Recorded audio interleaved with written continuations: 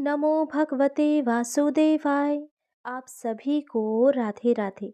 आज हम सुनेंगे पौष मास के कृष्ण पक्ष की एकादशी की कथा।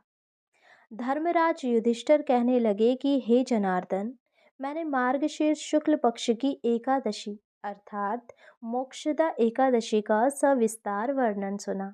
अब आप कृपा करके मुझे पौष मास के कृष्ण पक्ष की एकादशी के विषय में भी बतलाइए।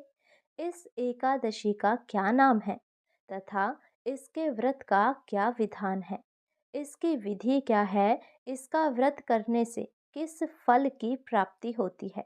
कृपया ये सब विधि पूर्वक कहिए। भगवान श्री कृष्ण बोले, पौष मास के कृष्ण पक्ष में आने वाली इस एकादशी को सफला एकादशी कहा जाता है। इस एकादशी के देवता श्री नारायण हैं। विधि पूर्वक इस व्रत को करना चाहिए। जिस प्रकार नागों में शेषनाग, पक्षियों में गरुड़, सब ग्रहों में चंद्रमा, यज्ञों में अश्वमेध और देवताओं में भगवान विष्णु श्रेष्ठ है, उसी तरह सब व्रतों में एकादशी का व्रत श्रेष्ठ है। जो मनुष्य सदैव एकादशी का व्रत करते हैं वे मुझे परम प्रिय है। इसका महात्म्य मैं तुमसे कहता हूँ, सो ध्यान पूर्वक सुनो। भक्त वत्सल भगवान श्री कृष्ण कहने लगे कि धर्मराज, मैं तुम्हारे स्नेह के कारण तुमसे कहता हूँ कि एकादशी व्रत के अतिरिक्त मैं अधिक से अधिक दक्षिणा पाने वाले यज्ञ से भी प्रसन्न होता हूँ। अतः इसे अत्यंत भक्ति और श्रद्धा से युक्त होकर करें। हे राजन, द्वादशी युक्त पोष कृष्ण एकादशी का महात्म्य तुम एकाग्रचित्त होकर सुनो। चंपावती नगरी में एक महेशमान नाम का राजा राज्य करता था। उसके 4 पुत्र थे।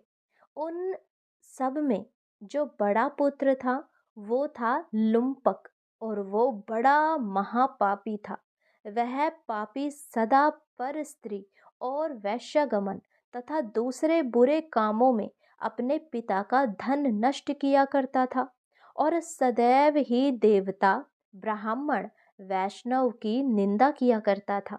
जब राजा को अपने बड़े पुत्र के ऐसे कुकर्मों का पता चला तो उन्होंने उसे अपने राज्य से निकाल दिया। तब वह विचारने लगा कि मैं कहाँ जाऊं और क्या करूं। अंत में उसने चोरी का निश्चय किया। दिन में वह वन में रहता और रात्रि को अपने पिता की नगरी में चोरी किया करता था।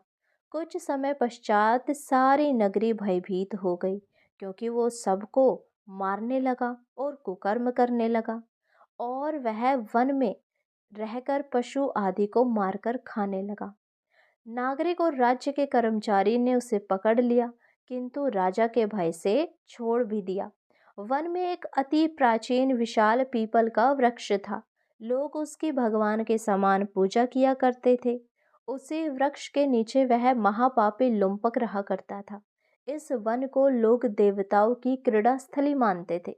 कुछ समय पश्चात पौष मास के कृष्ण पक्ष की दशमी के दिन वह वस्त्रहीन होने के कारण शीत के चलते सारी रात्रि सो नहीं सका। उसके हाथ पैर अकड़ गए और सूर्य उदय होते होते वह मूर्छित हो गया। दूसरे दिन एकादशी का मध्य आह्वान के समय सूर्य की गर्मी पाकर उसकी मूर्छा दूर हुई। गिरता पड़ता वह भोजन की तलाश में निकला। पशुओं को मारने में वह समर्थ नहीं था, अतः पेड़ों के नीचे गिरे हुए फल उठाकर वापस उसी पीपल वृक्ष के नीचे आ गया। उस समय तक भगवान सूर्य अस्त हो चुके थे। वृक्ष के नीचे फल रखकर कहने लगा, हे भगवान, अब आपके ही यह अर्पण है, केवल ये फल, आप ही तृप्त हो जाइए। और उस रात्रि को दुख के कारण नींद भी नहीं आई और इन्हीं सब के चलते उसका उपवास हो गया और जागरण से भगवान अत्यंत प्रसन्न भी हो गए और उसके सारे पाप नष्ट हो गए।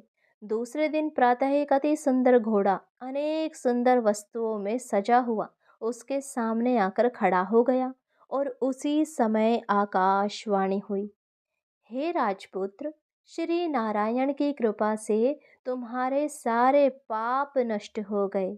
अब तुम अपने पिता के पास जाकर राज्य प्राप्त करो। ऐसी वाणी सुनकर वह अत्यंत प्रसन्न हुआ और दिव्य वस्त्र धारण करके भगवान आपकी जय हो कहकर अपने पिता के पास वापस गया।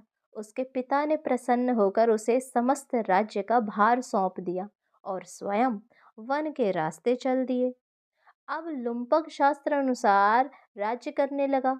उसके स्त्री पुत्र आदि सारा कुटुंब भगवान नारायण का परम भक्त हो गया और वृद्धा होने पर वह भी अपने पुत्र को राज्य का भार सौंपकर वन में तपस्या करने के लिए चला गया और अंत समय में वैकुंठ को प्राप्त हुआ।